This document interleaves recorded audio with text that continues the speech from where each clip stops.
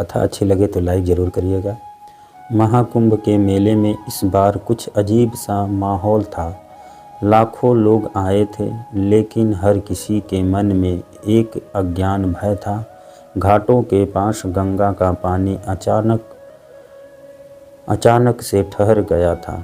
यह बात वैज्ञानिक और भक्तों को हैरान कर रही थी। इस बीच एक रहस्यमय साधु महाकुंभ में प्रवेश करते हैं। उनका नाम महात्मा वासुदेव। वे बेहद गंभीर दिखते थे। उनकी आँखों में कुछ ऐसा था जैसे वे किसी गहरे रहस्य को छिपा रखे हों। जब महात्मा वासुदेव गंगा के घाट पर पहुँचे तो उन्होंने देखा कि गंगा का पानी बिल्कुल शांत है, जैसे किसी ने उसकी गति रोक दी हो। आसपास के साधु और पंडितों ने बताया कि यह गंगा पर एक प्राचीन अभिशाप के कारण हो रहा है। यह अभिशाप हजारों वर्षों पहले एक महान ऋषि द्वारा दिया गया था। ऋषि के अनुसार जिस दिन गंगा का पानी ठहर जाएगा, उस दिन केवल एक सच्चा साधक ही इसे मुक्त कर पाएगा। महात्मा वासुदेव के बारे में कहा जाता था कि वे कई वर्षों तक एक गुफा में तपस्या कर रहे थे।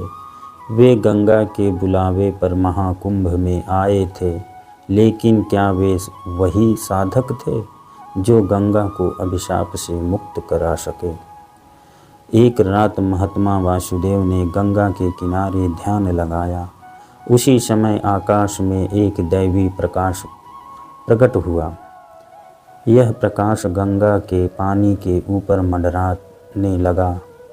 सभी ने इसे देखा और समझा कि कुछ बड़ा चमत्कार होने वाला है। महात्मा वासुदेव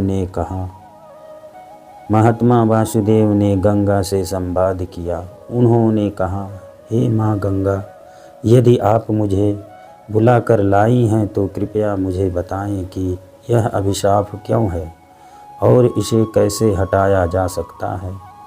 गंगा की धारा से एक आवाज़ आई, यह अभिशाप केवल तभी हटेगा जब कोई साधक अपने जीवन का सबसे बड़ा बलिदान देगा। गंगा के इस रहस्य से सभी को झकझोर दिया।